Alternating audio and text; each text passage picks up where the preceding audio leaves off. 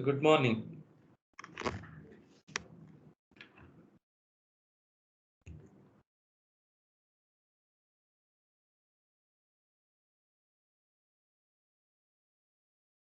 Good morning to everyone.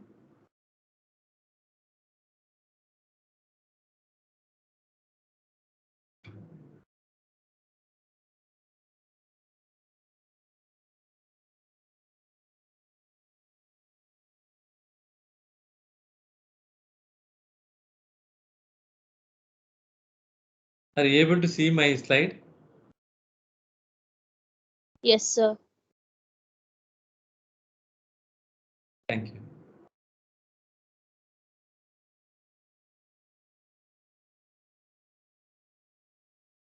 People are just joining.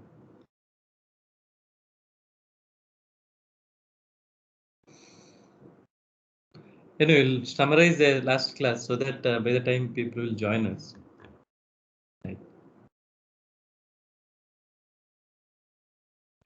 In the last class, I was describing about various probabilities and its usage, right? Especially in the form of Bayes theorem, right?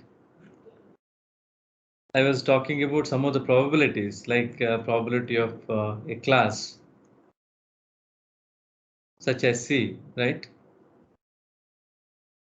You can define it as P of C, which may be referred as, in this context, as prior probability. Similarly, we may call some of the probability, such as condition probability, in generally, where X and C are the two variables or events consisting C and X, where C is the class, X is the feature. P of X given C will be called as some class probability or class condition probability, right? Condition probability, but we call here class condition probability.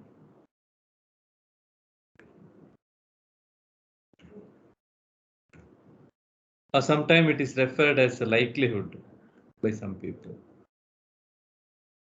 So on the other side, you have a denominator which generally is a weighting factor, will not be taking main role in the decision making. That will justify later. So that is called evidence. So the other condition probability, what you have here, P of C given X. This is referred as posterior probability. Posterior probability. So Bayes theorem is one which is defining a posterior probability. So it is nothing but posterior probability is equal to a prior probability, class condition probability, and in the denominator you have some weighing factor or some evidence. So it is trying to relate that. See, in a decision making problems, it is possible to take a decision even only having prior probability or having this also. But having these two, it is a better measure because now this is posterior probabilities consisting both the probabilities. So this is a better measure. That is what they understood. And even this tries to help you to find belongingness of a class when you extract some feature. So when given a pattern, when you extract some variable or attribute or some feature such as x1 or x2, maybe some length of a pattern or some other attribute of pattern, say x2. When you extract these attributes or characteristic from a pattern, so what happens is it is known, right? So given Cx, what is the class it belongs to? That is required when you are testing the sample. That is why this probability is really useful probability when you are doing that testing. When you are going the testing mode, this probability will be of interest. Okay. So posterior probability will help you to understand what is the probability that given X belong to C. So based on this, it is possible to take a decision also. So that is why this posterior probability is a very important probability. So Bayes' theorem relates this with the prior and other probabilities, right? Class condition probabilities, etc. So we have seen some simple example in the last class where I just took one class, but in generally it may not be the situation, right? We might have various classes, more than 2 classes sometime in a given problem, 2 or more. So let us define now Bayes' theorem for K class problem. That K is some variable, right? It just says that K could be 2 or 3. It means that you are trying to define Bayes' theorem for 2 or more number of classes, maybe 3, 4, etc. That is called as K here, okay? So a K class problem, the K is a variable, okay? So when I say K class problem, the classes could be something such as C1 or C2, etc. It can vary, so on. So the last one we can call it as CK. Okay. So instead of just n as a variable, here we used in standard K to represent number of classes altogether, right? So it varies from C1 to CK, C1, C2, etc. Now let us consider various events where the classes are mutually exclusive. Okay. Then you understand from the probability theory background that the joint events could be defined something like this, where X is the feature and C is the class name, or C1 is the class name. So when there are multiple classes and classes are mutually exclusive, the events could be described like X and C1, X and C2, etc., where X is the feature of individual pattern. Okay. So when you have a pattern, you extract feature X.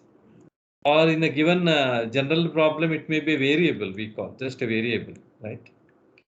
So that variable with the other class variable, right? C1, C2, etc. It is possible to express now mutually exclusive joint events, right? So with the help of this, you can express what is P of X. Okay, P of X is sum of all these events. So by addition rule, P of X and C1 or P of X and C2, so on, up to K classes. So given feature X, now how to define now posterior probability? That is what our interest here. Now I am trying to extend my Bayes theorem, where in the last class we were just talking about if there is a class C and feature X, how to define. But now I'm trying to extend that. Now I'm redefining that Bayes theorem with the K class problem. Okay, where I'm trying to consider there is a single feature X and there is a number of classes C1 to CK. One of the class you can refer by ith class, maybe CI.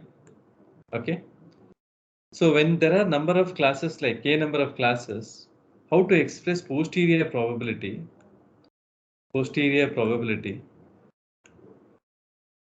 for class CI, right? One of the class. So that is nothing but probability of Ci given X. This is nothing but posterior probability for ith class. When a feature X is given, right? You are trying to predict whether X belongs to Ci by this probability, this posterior probability. This helps in predicting, right? So even in the decision making later. So that is why you are trying to define now a posterior probability or Bayes theorem for K class problem, right? So it could be in generally, you know, that could be expressed like this from the basic understanding with the discussion earlier. P of Ci given X is equal to P of Ci into P of X given Ci to that of P of X. Now what is P of X? That is given here if you consider K class problem. So this is nothing but P of X you can express as, right, in the denominator. Nothing but it is summation of summation of this denominator, you can write summation of j is equal to 1 to k p of cj p of x given cj. We took one more variable now, j. When j varies from 1 to k, what is that? It is going to consider all these events and try to add them, right? All the classes which you consider in the problem. So that tries to define you a posterior probability here. Posterior probability defined here in the numerator, prior probability for ith class and the class condition probability, and in the denominator you have this term, right? P of Cj, right, into P of x given Cj is summation of, okay, j is equal to k to 1. This is shifted a bit, it's like this, okay.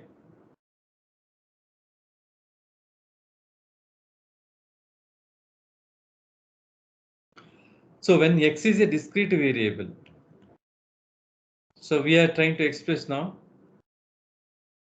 what is happening here, right, with the Bayes theorem. What is the posterior probability? So any doubt with this relationship you understood, right? P of Ci given x is the posterior probability and P of Ci is the prior probability. P of x given Ci is the class condition probability, with which you are trying to now estimate, or we will be trying to predict what is the belongingness of x belong to a particular class referred. It could be sometime for class C2. If it is the case, P of C2 given x you have to calculate. It is nothing but P of C2, P of x given C2 to that of summation of j is equal to 1 to k P of C2, P of x given, sorry, here j is equal to 1 to k, you have to calculate P of Cj. When the Cj is, when j is equal to 1, it will take as for the first class P of C1 corresponding prior probability and class condition probability. So denominator is trying to make some, yeah, summation of. So this is a posterior probability estimation for a given class C2. If there are k number of classes, C1, C2, etc. So individually you may have to calculate for each class, and the value of the probability indicates what is the chance that x belongs to one of the class, ith class maybe Ci. That could be seen expressed here, or one of the class as C2 specifically. You can see, you can write like this. Now let us take some example how we can apply it. Before that, even I just relate one more factor here, one more ratio. So we call it as likelihood ratio. Okay, ratio of two posterior probabilities expressed as a ratio called R, represented R. A posterior probability P of Ci given x to that of P of Cj given x. That means we are trying to take ratio of two posterior probabilities here. When there are k class problem, classes are C1, C2, etc. Any two classes when you consider, you can define a ratio of a two class problem. You can define a ratio between two classes, say. If there are two class problems, C1, C2, you can define a ratio R. That's called likelihood ratio. So between two classes, how it is defined? It is defined as P of C1 given x to that of P of C2 given x. What is this? This is a posterior probability for class C1.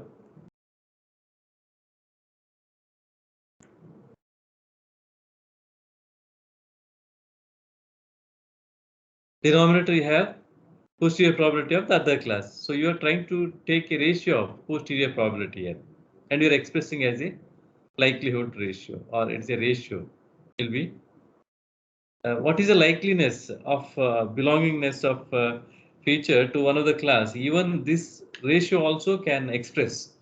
That's what they are trying to indicate here. So how to use this we'll discuss later. Just make a note that there is a ratio defined between two posterior probabilities which could be called as likelihood ratio. We will make use of this in the problem later. Now further you also make a note a few more point here. Even we can rewrite this like probability of A given X can be expressed in terms of likelihood ratio.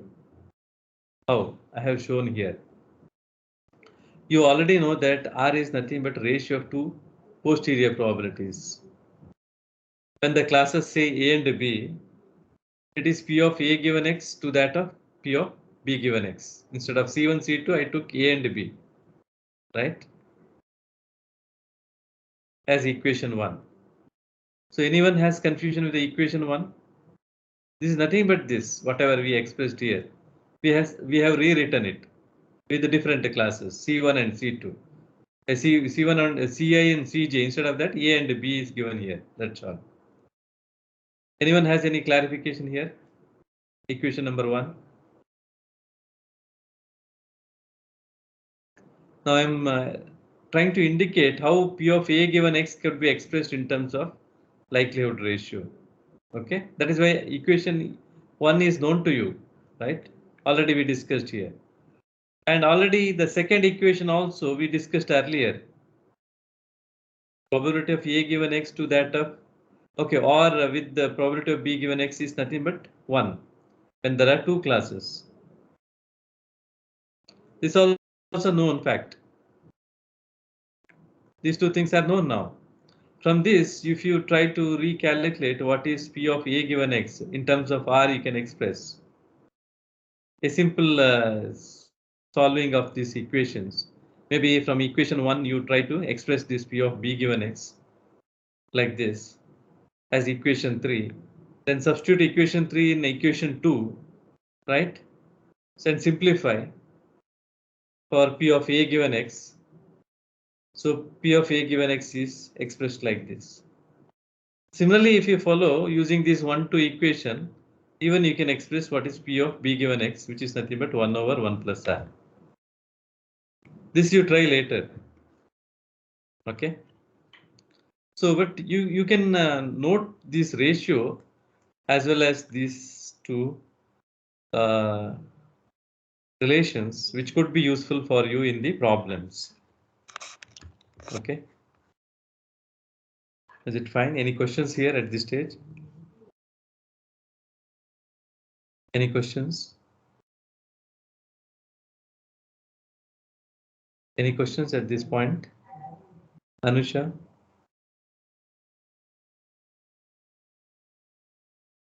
Anusha?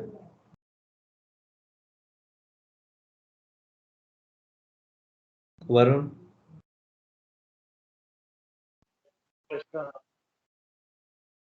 So any doubt here? You understood what is Bayes theorem is? Hello? Yes. So what is posterior probability? Any clarifications from anyone? Because it is very important, because based on that I am extending that, various forms of that. Any clarification with the posterior probability? It looks very simple, but you need to understand that. Because it is for prediction of class, it's very important probability.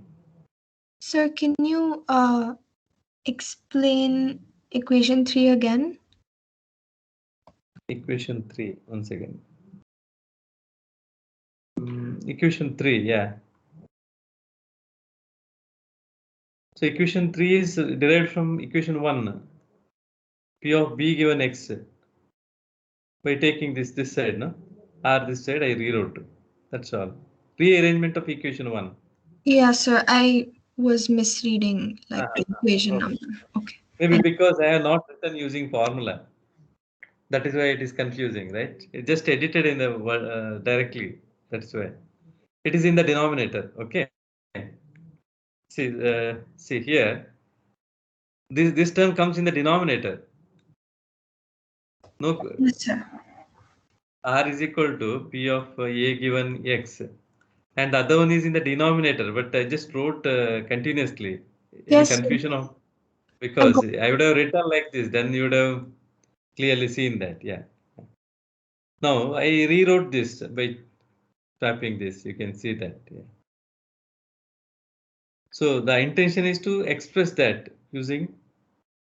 I just replace this by R term and rewrite. That's what done. Simple solving equation procedure to re-express this. Sometime if some values are given in R, you may be able to calculate this condition probability easily. That is why I just gave this relation. Okay.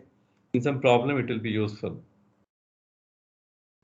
Always not necessarily to express the problem in the problem. No? They may give sometime in terms of likelihood ratio, or sometime in the condition probability.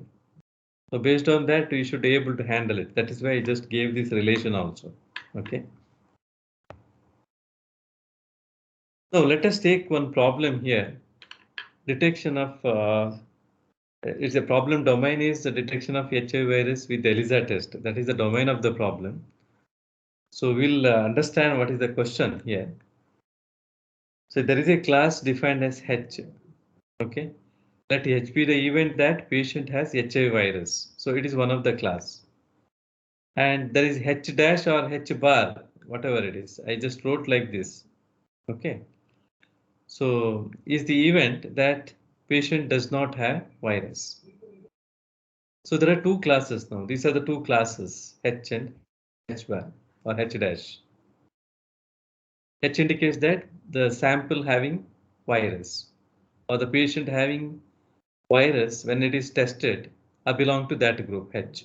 The other one is the sample does not tested as a virus, no? That patient is categorized as another group H bar or H dash. Now, POS is the feature we have taken. POS is the event that the patient tests for positive for virus. Okay. Whereas NEG is the event that patient test is negative for virus. When you conduct some test, ELISA test, the test result may be positive or negative. This will be indicated as POS and NEG here. So in the given problem, you are given some details of the classes. Say, for example, probability of H. What is this probability? It's a prior probability of class H having virus, right? So that is nothing but 0.15, which is given. And if there are two class problem and if the probability of H bar is not given, you can estimate because you know that the relation between two class problem. You can even estimate from this. Otherwise, it is given here. P of H dash is, say, it is 0.85. It is directly given. Otherwise, substitute here and calculate, right? Taking this side, you can calculate that. All those procedure you know. Anyway, it is given here. Both the probabilities, prior probabilities are given. And condition probability is given here. Which condition probability is given? Can anyone can unmute and tell me? P of POS given H. Is a class condition probability. You agree with that? It's a class condition probability for given H. Class H. This is a class condition probability for given class H dash. So two condition probabilities are given here. Okay. Now the question is, what is the probability that patient has virus, HIV virus, if the test result is positive? You have to predict this. It's nothing but this factor from the Bayes theorem. P of H given POS. If the ELISA test result is POS, the test result says that it's POS, but you are confirming the prediction whether it is belonging to class H or not. What is the chance that it belongs to H? That is what you need to define. What is the probability that given sample having test result positive belongs to class H? That is what you have to calculate. That is the question. So for estimating this posterior, this is nothing but posterior probability. This helps in prediction of given sample to one of the class, right? So in order to do that, you know how to calculate it. You have a relation for posterior probability. You can use that. What is that? Bayes theorem defines that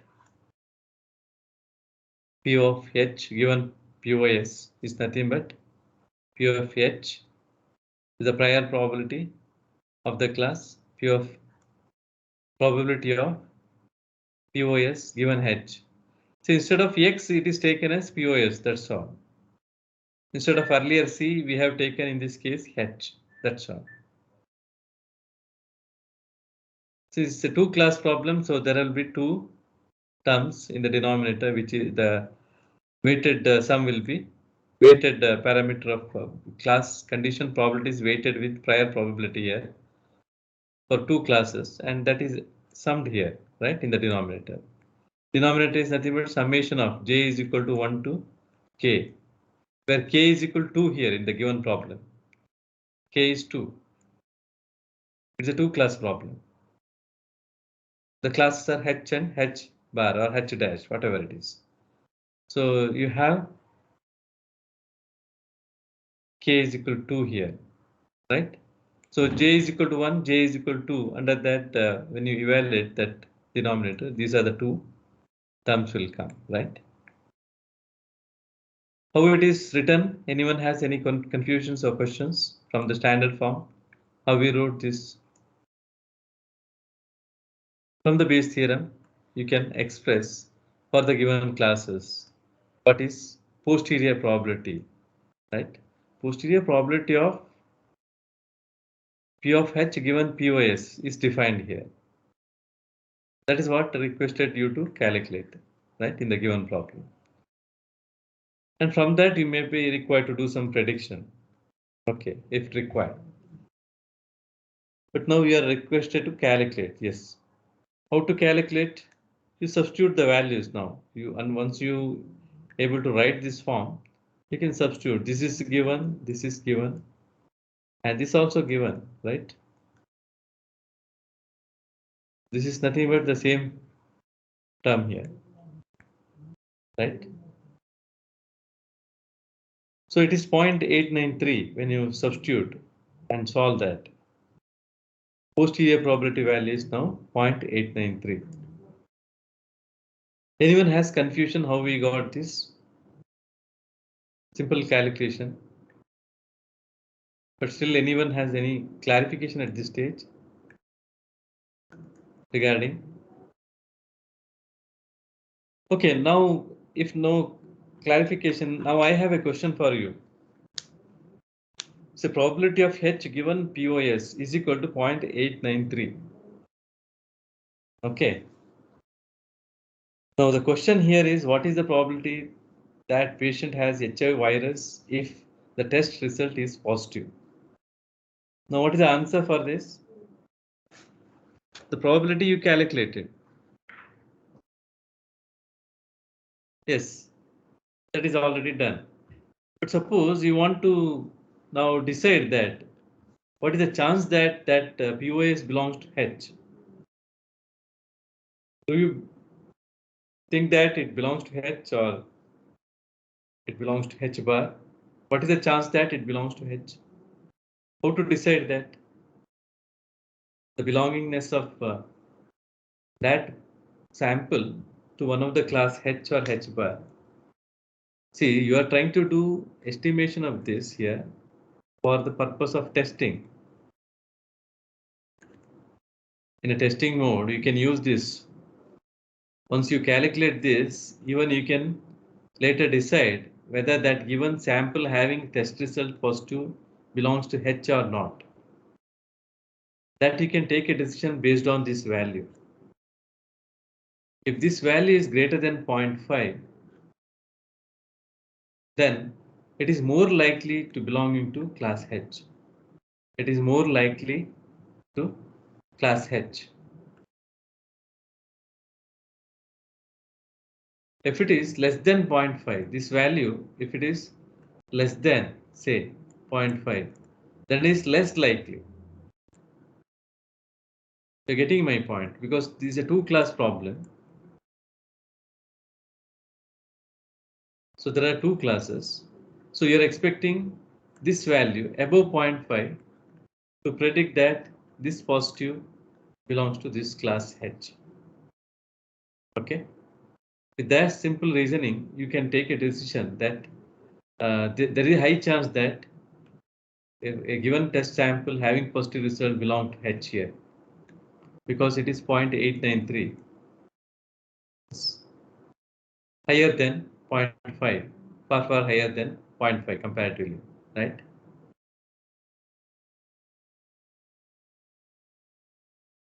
On the other side, even you can take a decision of this, taking a ratio R. What is R? Anyone? Can you recollect it? Likelihood ratio. Likelihood ratio. It is ratio of two posterior probabilities. Now, in this problem, I have two classes, H and H dash or H bar. That's what I told. They printed H bar. That's fine. So the two classes, you have to take posterior probability of that, and you have to take a ratio.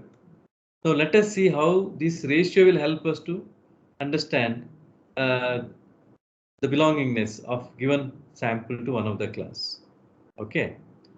To understand that, we take ratio of posterior probabilities. R is nothing but here P of H given POS to that of P of H, maybe bar here, to that of this, right? So when you expand this posterior probability, it is nothing but P of H, POS, and there is a denominator term, right? Summation of J is equal to 1 to K, that is 2. Okay. Here also P of H bar, POS, and denominator term, when you expand this posterior probability, no one has asked a question earlier. When you expand with the Bayes theorem, these two posterior probabilities, this will be having denominator, those denominator are equal. So they get cancelled. So I have not shown when I was talking about earlier some example.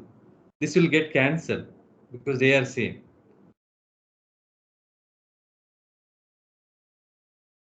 Sorry. They get cancelled. Sorry, it is nothing but when you expand, it is P of H. Sorry, I wrongly wrote something. So when you expand the numerator, it is P of H, P of X given H, and a division of this, right? Summation of J is equal to 1 to K, that is 2, and there is a term here.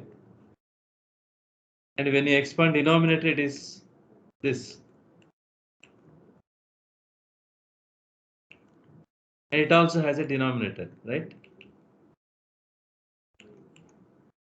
Now the denominator, since it is common, they get cancelled. So you don't need to show that. They are common for both. So it will get cancelled. So this is what the numerator of expansion of from the Bayes theorem. So this can be used for calculation now, right? Same thing I wrote here. P of H is 0.5, you know that.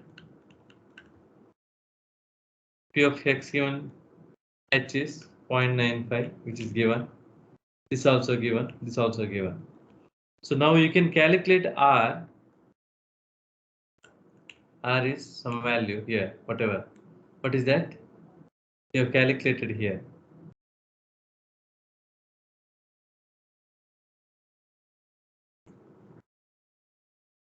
So what is R value? It is 8.382. Correct? What this signifies now? So how you can find out the belongingness of particular class here? What is significance of R here, or how you can make use of R here? So you can formulate a rule once again. if R is greater than 1, then R is greater than 1. Given POS in this given problem as a feature X. Now we consider here feature as POS belongs to a class H. Numerator class, numerator having class H. Else it belongs to class H bar or denominator class. So yeah, you know that when there is a ratio, the numerator, if it is greater, you get a number greater than 1, right? Based on that, this rule is formulated. If R is greater than 1, POS belongs to class H, numerator class. Else it belongs to class in the denominator. So this ratio is now 8.382 is indicating that it is greater than 1 and ensures that the test result shown that positive that belongs to class H now. Okay. It ensures that it is belonging to class H, that sample belonging to class H after you test with this rule or this rule. So there are two testing rules I was talking here. This is the second rule. What is the first rule? First rule is simple rule. That's why I not written here. If test result resulted or if the P of H given POS is greater than 0.5, then that sample, no, that particular sample which you tested, that I call it as POS only, or sample tested belongs to class H. Else class H bar. So any confusion here? So with this rule only you can test it now. Either this rule or this rule can help you to test it. There are two rules used here. One is using posterior probability. So what I'm trying to explain in the first case is how to use posterior probability. Right? First one, case one is how to use posterior probability.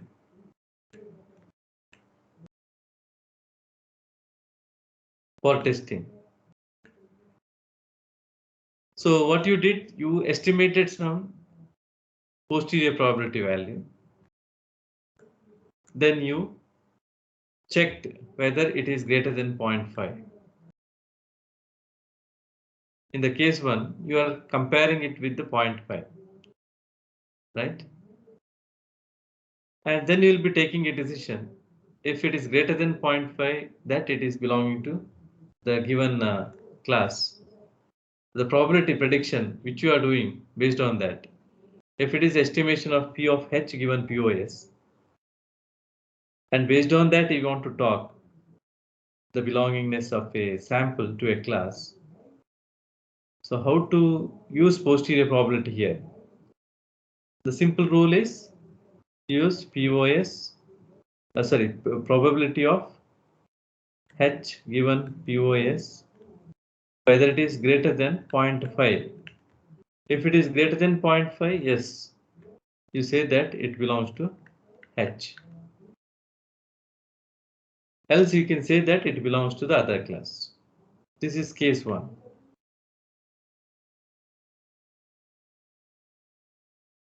Case two is based on R.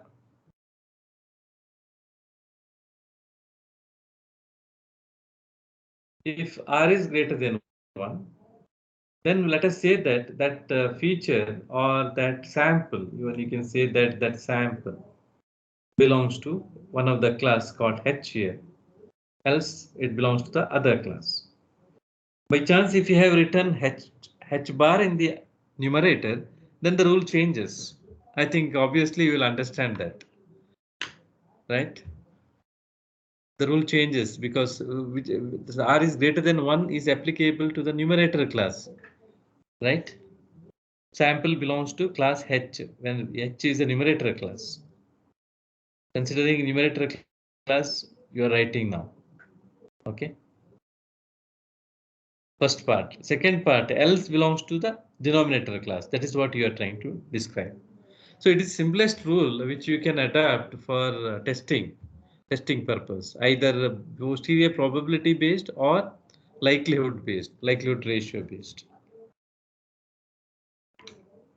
So given sample now, you are predicting that whether it is belonging to one of the class H, or you ensure that whether it is belonging to class H or not, with the help of posterior probability or with the likelihood ratio here in this given problem. Any clarification here? Sir, for the posterior probability, P of H given POS, you said it's the probability that the positive belongs to class H, but isn't it the probability of getting a patient who has the virus given he or she tests positive? Like, isn't it the other way around? Yeah, this is indicating that during the ELISA test, the sample has shown result as positive. Now with the probability you are estimating that tested positive, whether it is belonging to class H, you are ensuring that, right? Sir, so the way you phrased it right now, like testing that it's positive, given like, and it belongs to class H, shouldn't that be P of POS given H? Right now, this is like it belongs to class H given the feature is that it tests positive. No, this is given feature we are talking here. See, this is how you are reading probability of class H given feature. This is called given feature only. Yes, sir. So what I'm saying is, isn't it the probability of getting of the event that a patient has the HIV virus given he or she tests positive? But what you said is the probability that the patient tests positive and is in class H. Wouldn't that be the class conditional probability? No, what I told is actually, suppose here even there is a ELISA test, we are doing it, right? So based on the ELISA test, this feature has come. That I was explaining. So that feature has resulted in positive. It may even turn up as a negative sometime, right? Even though there is a positive also, sometime the test may show negative. See, even though there is a positive, that's why they go for sometimes second test to ensure. Okay. There is a second test they do. Sometimes the test may be getting failure. That is why they go for second test to ensure sometime. Okay. Anyway, those test result could be used for predicting now its class. So this is given only. This is given. This is known from the test. What I am trying to say is this is known from the ELISA test. Don't confuse. Okay. But what we are trying to do here, testing is from the machine learning point of view or from the machine point of view. One more testing we are doing. Oh, okay. That testing you got confusion. There are two testing I'm talking. Okay, this is got from ELISA test, right? ELISA procedure, right? But this is later can be tested using the machine statistically. Now, if you come out with this probability, right? Now this could be adapted in a machine, right? Or system where you can apply some rule and you can even verify whether it is belonging to. Or you can, based on the probability, you can ensure it, which class it belongs to. Suppose you want to decide that, you can use posterior probability. Suppose you want to classify that, or suppose you want to test a given random sample having its feature or known feature as positive, right? Now suppose you want to decide that whether it belongs to this class or not. You can predict this value. So this probability value, now you are estimating, right? Or you are calculating here using this formula, turned up into 0.893. Correct. So now this we are applying in case 1 or case 1. That is what I was telling. You can adopt one of the rule based on probability, that is posterior probability. If posterior probability is greater than 0.5 here, you can consider that the given sample is belonging to class H, otherwise class H bar. This is say case 1. Say case 2, alternate approach, where actually we can consider R instead of posterior probability. It is the alternate measure where you can consider rule saying that R if it is greater than 1. Why? It is because a ratio. Because of that, this comes as 1 now. Okay. So if ratio is greater than 1, then you can say that the given sample belongs to numerator class. That is, sample belongs to H. Yes, sir. Got it. So because this testing is adopted in a machine, this as a rule. Okay. But the other feature you received from another test, biological test. Okay, because I didn't told clearly that I thought ELISA is very well-known technique. People will be knowing that. Correct. But yeah, the way I didn't convince that. Yeah, correct. Is it very clear now that there are now with the perspective of a machine, when you are adopting this approach for prediction, then case 1 or case 2 is the option for us to write a program, say for example, to decide whether the given sample belongs to a class or not. If you want to test in that way, either case 1 rule or case 2 rule we can design using a code. So that a given sample extracted features, if you get, you can categorize it. Is it fine? Yes, sir. Did I convey you had some doubt? I don't know whether I just told towards that. Anything else? You have any confusion? You can ask, no issue. Sir, actually, this was not my doubt. I understood. Yeah, you told something else, I believe. Yeah. What exactly your doubt? So so I understand the procedure. My point is for P of H given POS, that's posterior probability. So while you were explaining this, you said it's the probability of getting a positive in the class H, right? No, it is not getting positive. It is for a given positive only. See, The class probability condition that is probability is standard that you are not changing the definition of class condition probability. Say any class condition probability P of A given B, right? That reading you will not change. It is same as here. Okay. We are not changing that reading. yes, sir. Only thing you while understanding what you have to understand is this is what already given from where it is extracted maybe from the pattern or because of the other test, ELISA test, which is known. Okay. Now it is known. Whether it is belonging to this, you can predict it from this value. That is what you need to understand is a posterior probability. So what I'm trying to say is it is condition probability same as there is no change in the condition probability. Okay. But you need to understand the meaning of that in the context. Yes, sir. So in this case, it's the probability of class H given the sample is positive, right? Yes, given sample is positive because that positive is a feature you extracted, or given is a sample having some feature is given, right? So this is known. Understanding that this is known, feature is known. You will be checking that whether that feature belongs to this.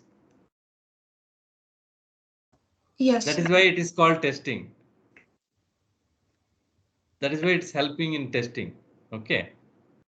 But Yes. in this case, you'll be knowing the this is try to describe the class. That's why we called it as class condition probability.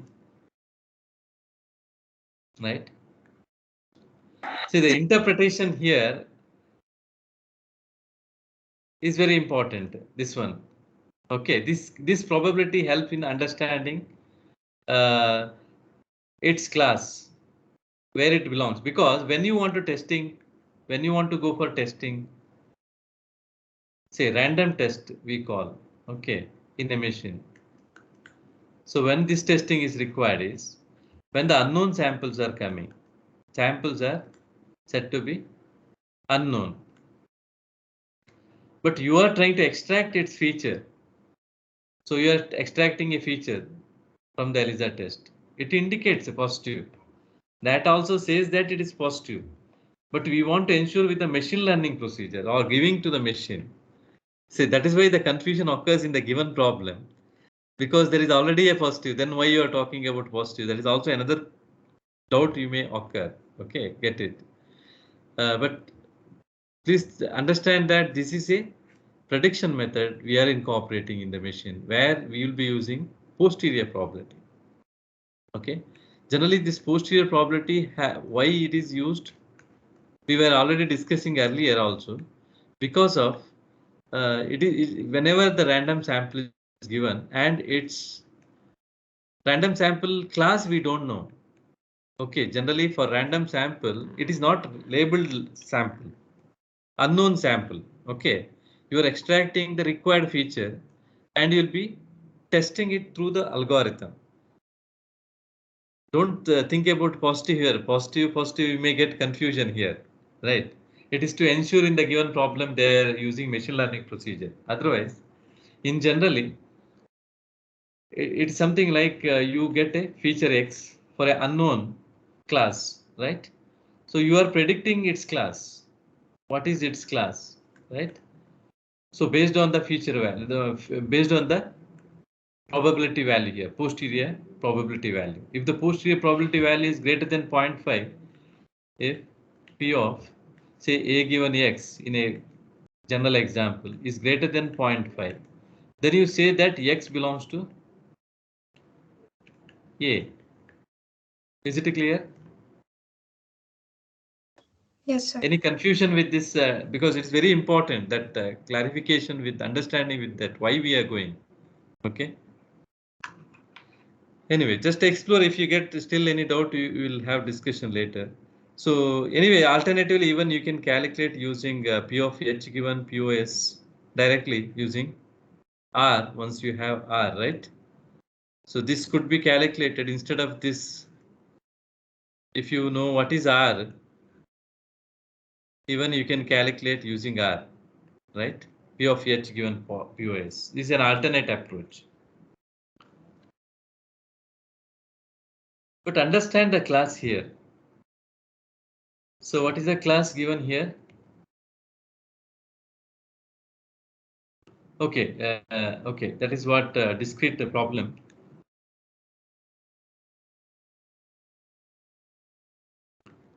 Okay, let us take up now another problem where we have some variable which could be sometime a continuous one, right? So where we'll be going to use normal density. We already discussed in the last class how it will be bell-shaped curve. Let us try to make use of this. The variable is continuous. I already said that the mean will come here and there is a parameter called one more standard deviation, right? So this parametric approach, now what we are trying to discuss is parametric approach, where actually we'll be trying to use some probability density function here to try to express the class or try to indicate the class. The nature of the class could be described, and based on that, why can't we look for discriminating classes? When the random sample comes, how you can test it? The testing could be planned based on some probabilistic model. Okay, so probability model will help us to describe the class. Even based on that, you can able to write some rule for classification or testing. So now when you have a sigma variation, something like this will happen, but whatever it is, the classes could be described in a bell shape, right? So let us take a problem. Before that, we will try to express our posterior probability or Bayes theorem, right? So we till now we have seen how discrete form of when the feature is discrete, x is discrete, how to express Bayes theorem for k class problem. Now let us see how to express Bayes theorem when x is continuous. So you know that the continuous variable, say x, have and the classes may be k classes, maybe C1, C2, etc. Ck. Totally, k number of classes may be there in a given problem. Maybe one of the class you may refer it as I, Ci. Okay, maybe the second one or any one of them, ith class. Yeah. So you can define a probability density function here, p of x given Ci for a ith class. Okay. Now let us consider an event where let it be E, where it varies, continuous variable varies between x and x plus delta x. That is what's shown here, x and x plus delta x, a small segment of that continuous variable. It's varying like that, in that a small range is chosen. For the purpose of defining now Bayes theorem for continuous variable, we took a small segment of that. Okay, how it look like at various points, that is what it's shown. It is for different classes here, for class C1, for class C2, the nature is different.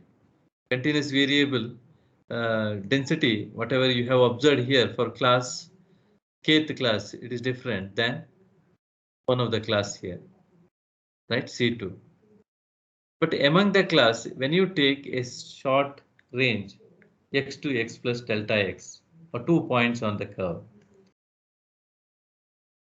So how you can express that probability, posterior probability, right?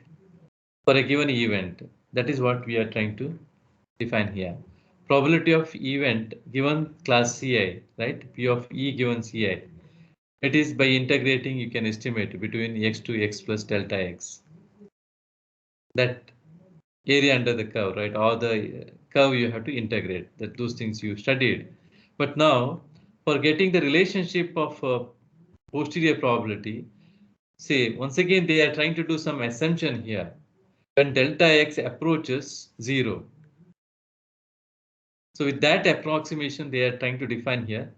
For a short interval they are defining posterior probability, the expression of posterior probability. So when you are planning for deriving for x, delta x tending to 0, then you can express. Let us see that first. Let us start with probability of Ci given event, where event is such a way that where x is a variable which is continuous. X is continuous. Okay, such a way that x may be varying between short interval x and x plus delta x. Now, if you try to express your posterior probability for ith class from the standard relation, you may be knowing it could be something like this. And in the denominator, j is equal to 1 to k. P of Cj, P of E given Cj. Now here, if you expand this event,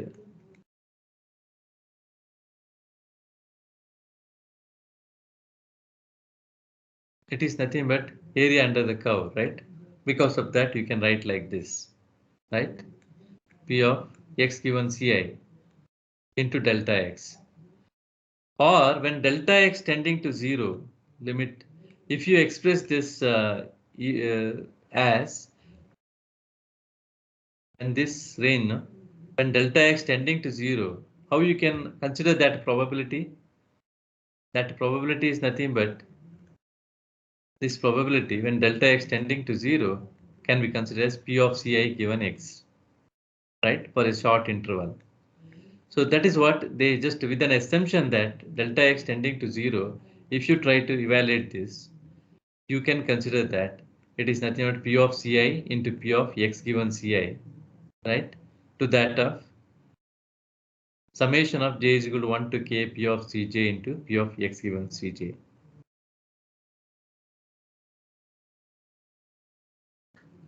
So with that, the relationship looks very similar. There is no change in the Bayes theorem template.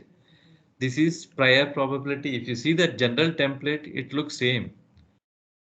This is the prior probability.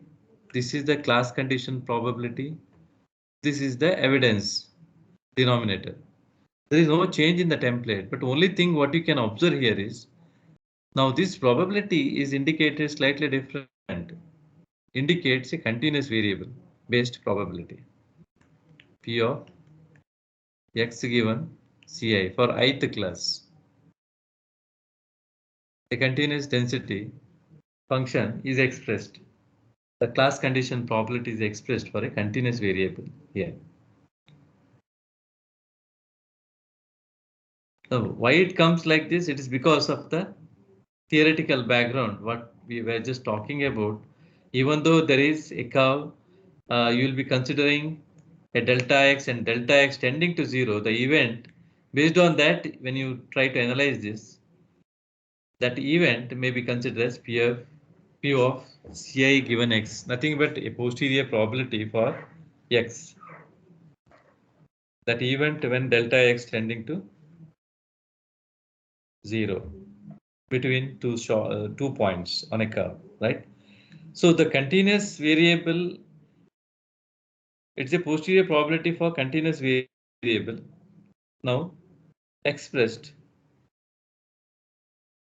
with a similar template, but only thing you remember that this right now is talking about a class condition probability where x is a continuous variable, right? In this case also you can calculate a ratio, that is also possible. It is similar to that. The rest is similar, only thing the x is different here. That makes lot of difference. Understanding level, there are a lot of difference. One is continuous density you may find here.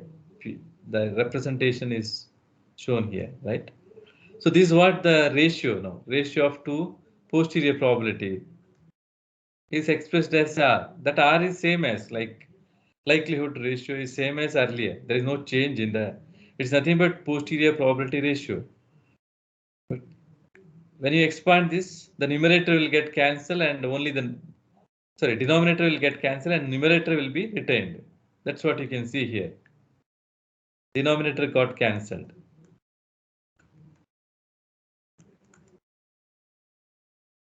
Summation term is got cancelled here. So because of that, only the numerator terms are seen here, right? So this is a ratio same as, but only thing you remember here, the continuous density is coming into picture, right? The template remains same as. So let us take one more problem here. Classification of college applicants. So let us try to understand one of the given problem and let us try to solve it using posterior probability when x is a continuous variable. When x is a continuous variable, you can explain the class with a probability density function such as normal or any other based on the nature of the class. Once you visualize the class, then you can plan how exactly the posterior probability is using Bayes theorem. So let us try to understand what is the problem is. It is classification of college applicants by active score. The theme you can understand easily that it is related the problem towards some screening of some applicants, right? Suppose some applicants has filed their application to get a seat for admission in a university, right? Based on certain score, what is that act? It is expanded here. In the given problem, act is nothing but American College Testing Service test score. Okay. So in short, we call it as ACT score. It is a feature considered in the problem. So based on some like MET score you are calling, right? Manipal entrance test. Similarly, they have their own entrance test score. So that score as a measure, based on that, how you can screen the applicants, right? And automatically how the evaluation can happen or how the screening can happen, right? Based on some Bayesian approach. That is what described here. So to understand the problem, we'll discuss about two classes here. There are two classes considered in the given problem. So one of the class is something like they call it as G. What is that? Say that there is a test, we call it as active score, and those students who graduate within 5 years are normally distributed with a mean 26 and standard deviation of 2 are considered as having coming under class G.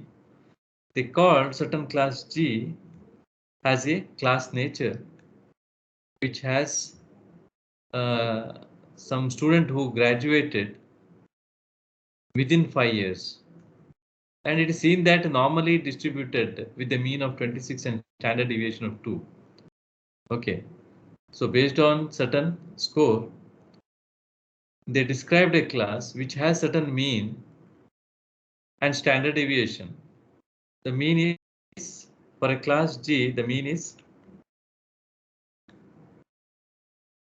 given, it is 26, and standard deviation is given. I represent suffix to indicate the class parameters. Mu G is 26, say standard deviation of class G is 2. Now one of the class is called G. What is that class G? Those students who admitted can complete their course within 5 years are classified as G. Okay, those students admitted completes their course by 5 years. Based on these statistics, they estimated some group. That group is referred as G. When they studied that group has shown some kind of distribution which is normal, and it's having some mean and standard deviation. Similarly, they studied the other group, those who don't perform very well, those who admitted and they don't perform very well and they will not complete their course within 5 years. They even studied them and they called it as another group, G bar. The group takes more time or they don't complete by 5 years, right? When they study the statistics and other details of that, they understood even it is also distributed as normal. And see the score of those who do not graduate within 5 years are normally distributed with a mean.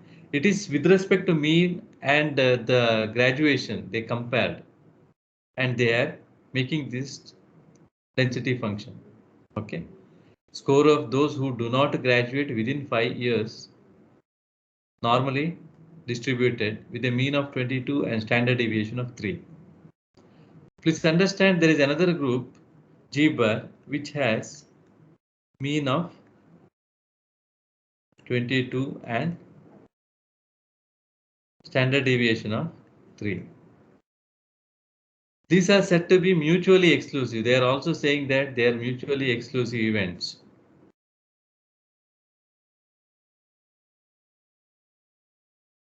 Now, if the students with an active score of 22 is admitted, what is the probability that he or she will graduate? That is what they are asking you to estimate. There is a question now. Okay, this is a question.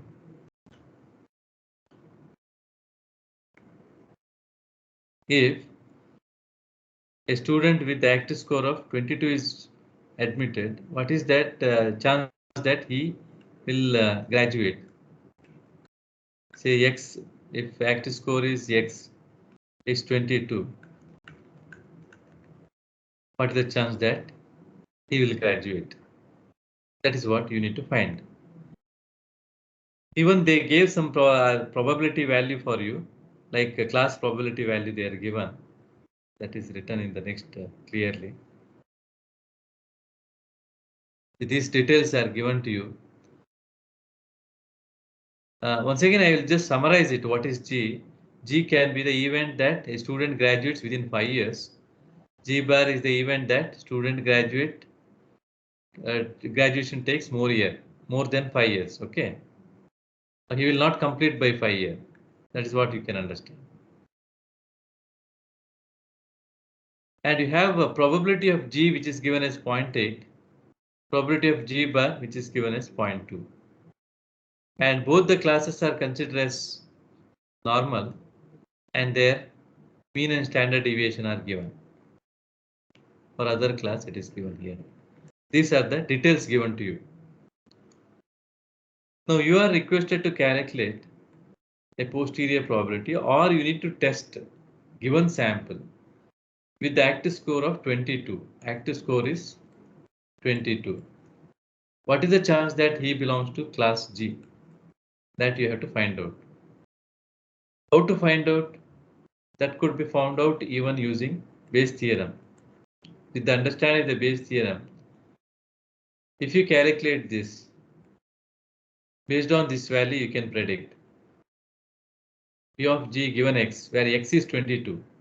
If you calculate this posterior probability, we can predict whether X belongs to, or the candidate with the active score 22, whether he is belonging to class G. That means whether he can complete course within 5 years. That can be predicted. The requirement here is given applicant having some active score, we need to test whether he can complete a course within the specified duration of time or not. If yes, he can be screened for admission. Otherwise, his application will be discarded. That is the kind of problem here, where some decision rule will be formulated based on posterior probability or making use of a ratio of posterior probability. So Bayes theorem is used to formulate this decision rule.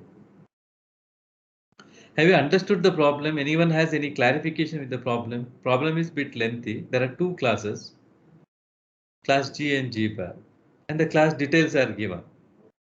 Now you need to find out whether the given applicant with the active score 22 can belong to group G or not. That is the question. Is it clear? Question is having some detail. Is it clear or any clarification with the question? If anyone has any doubt with the question, you can ask. If not, quickly I will finish the answer. That's why. The question is clear, easily you can understand the rest. Question is so long, so that's why I'm just asking. If anyone has any question, you can ask.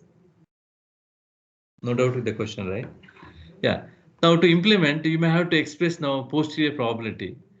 What is posterior probability for a given X with X is equal to 22 from the Bayes theorem? So you can expand like this. So anyone not followed this also you can tell. It is from the standard definition I'm writing. P of earlier we wrote some other like Ci given X.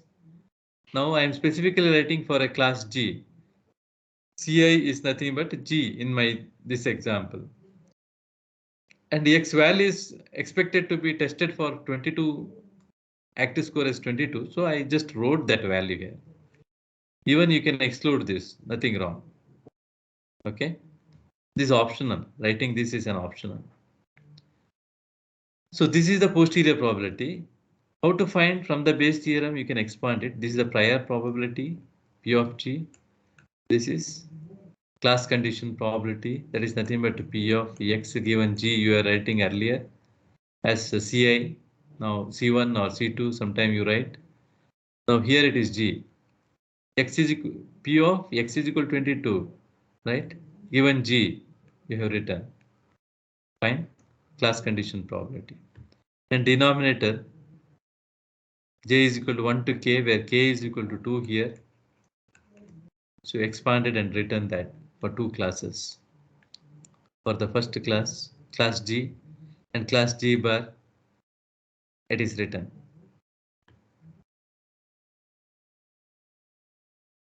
How it is expanded, anyone has any clarification here? This formula from Bayes theorem. If you understand how to write this, then rest is very simple here. This is given 0.8. This is also given. What is this P of x is equal to 22 given G? Anyone? It is not given actually. Is it given? This is not given. This you have to calculate. Okay. So this is given. Yeah. Whether this is given? No. Class condition probability is not given directly. So, but you know that it is normal. The details are given. So once you are given the detail of class condition probability description, like mean and standard deviation, you can find that from the normal density relation, right?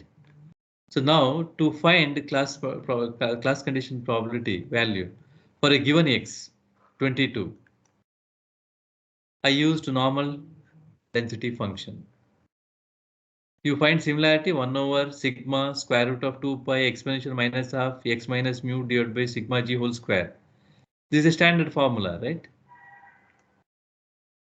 I use that. Okay. For x is equal to 22, now you have to find out. Where x is substituted 22. For class G, given class is G. So I take sigma G, mu G here. So the details are given here. Mu G is 26, sigma G is 2. Substitute 26 here, 2 here. Simplify, you get a value. That is class condition probability value at x is equal to 22. So once you calculate, you can just use that in this Bayes theorem.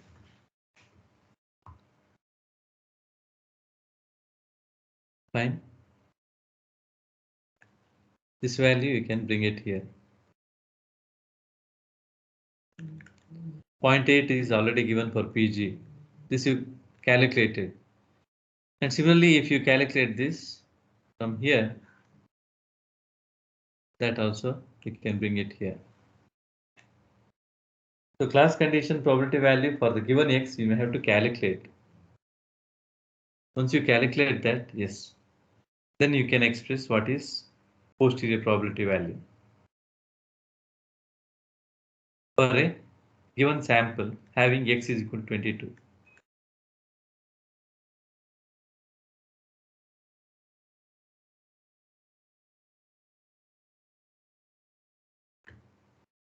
So this is what now calculated as 0.448. P of G given x is equal to 22 is, from here it is calculated. So any clarification how to calculate posterior probability when the class details are given here? Now what is the likeliness? Can you tell me, any one of you? P of G given x is now 0.448. What is the rule adopted? Case 1 rule based on posterior probability.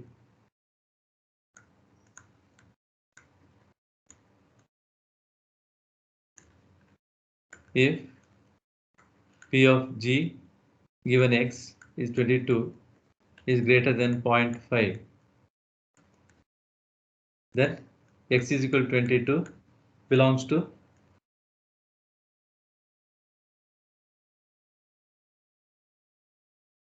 no, you can say 22 is not required. In the rule, you can just say P of G given x. Okay. P of G given x is greater than 0.5, then x belongs to class G, else G bar. case 1 rule based on posterior probability. If you use this, can you tell me which class it belongs to? Any one of you unmute and tell me. Our rule is for testing based on posterior probabilities. Very simple. In case 1, say if posterior probability value P of G given X is greater than 0.5, X belongs to class G. So here it belongs to G bar because it's less than 0.5. Yeah, true. Now you can see it is slightly lesser, but still it is lesser, right? It is less than 0.5. As per the machine, when you say some threshold, it will fix into that. It will consider that. Now 0.448, if you are evaluating with the 0.5, it is lesser only. It will take that. It belongs to G bar. Unless you approximate that 0.448, right? Then if it is greater or equal some condition keep, then it may be different. Otherwise, yeah, as you mentioned, it may belong to other class. So what you can say is that applicant is slightly less likely graduate, right? Than less likely to graduate than not to graduate, right? There are less likely to graduate rather than to graduate. I think something wrong. Rather than getting graduation, there is less likely to graduate within that time. Within 5 years, chance of getting completing within 5 years are slightly less. That's what you can tell. Because it is just a probability, it cannot ensure 100%. The candidate even can perform even though he is having lesser ACT score. It is just a beginning when he is joining, they are trying to predict it. But even the candidate can excel later. That can happen in reality. But what I'm trying to say is based on this value, how they are predicting, right? So it is at the screening level. They cannot see when the 10,000, 20,000 applications are coming, they should automate it somehow. That is why they go for automated procedures. So when there is a automation, it just looks for the quantity or some scale and some attribute and try to do that. That's all. It cannot consider his other performances, or it may do consider some of the performances, right? That is why some level of interview, something will be kept beyond that to screen in a better way. But now in this given problem, we have considered only one feature, how one feature based screening could be done. That is what I was just talking. So based on posterior probability, how you can try to calculate a posterior value, and based on a posterior value, how you can design a rule for applicant screening, right? So based on that posterior applicant rule, you can just select or you can cancel his application. So that can happen here in the problem. In this problem, X is a continuous variable.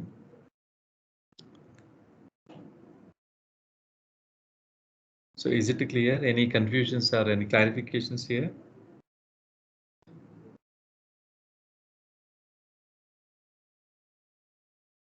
Next to 2 or 3 minutes, yeah.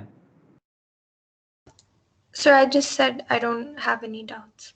Okay. Next, I'll just say what is the class nature here, then I'll stop the class. Anyway, similarly, you can calculate R, that I will keep it to you for reading. See, this is the way how you can see the classes here. If you try to draw the classes, given classes, class G is like this, the nature of the class. Class G bar is found to be like this.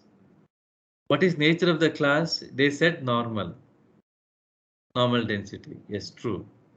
So when you see normal class here, described with the mu G in the given problem as 26 and standard deviation of 2, you can see that they've taken here mu G. This is the x-axis with the variable x, and y-axis is probability density function P of x given Ci. Nothing but it is nothing but probability of x given G for this curve. When the class is G, you're talking about probability of x given G. Okay, in generally you can write as Ci, which is not very clear here. P of x given Ci is the y-axis. So with the probability density function along x-axis feature, when you are expressing that detail, it will be like this. This is the curve, bell curve, talking about the class G. This is the class G. Class G region may be something like this. It varies from here to here. That is class G region. Whereas if you see class G bar region, it may be roughly varying from here to here. Somehow it is overlapping in some region. You can even see that. This is overlapping region, right?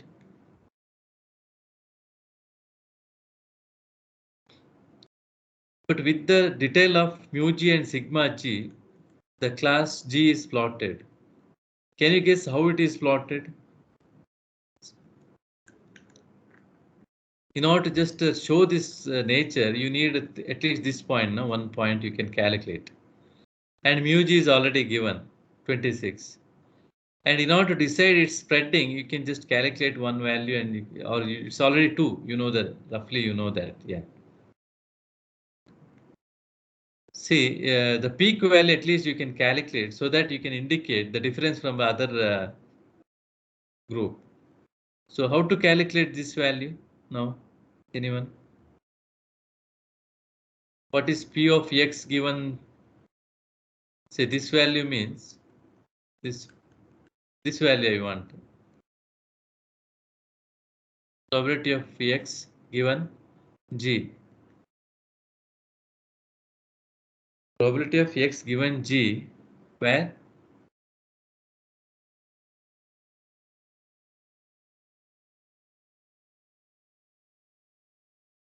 how you can calculate this value? It is from the normal density equation only. At x is equal to 26, you can calculate, right? Substituting x is equal to 26, if you calculate, you will get this point. If you get this point, then you can roughly write this, or you can even calculate few points at 27 or 28. Calculate few points using normal density, and then you can plot this. If the nature is asked in the examination, you can at least find 3 point, 1 point here at sigma G, one more point here. Just draw the curve. That's enough. You don't want to point, multiple points are not required. Okay. That's how you can draw the nature of class G. Similarly, you can draw the nature of class G bar. So I will try to give you this task. You can do this. Please plot these two. Okay. And if you get any doubt, you can ask in the next class. I'll stop now. Yeah. If you have any doubt, you can ask. Otherwise, I will be ending the session now.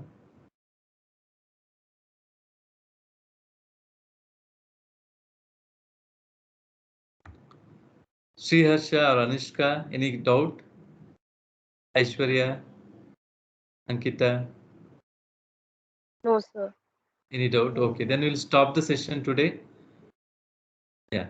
Tomorrow I am not taking because of the celebration and other thing and holidays, right? Enjoy the holiday tomorrow. Okay. Okay then. Bye. Bye. Take care. Thank you, sir. And one more thing. One more thing. Hello. Are you able to hear? So Malaika, you have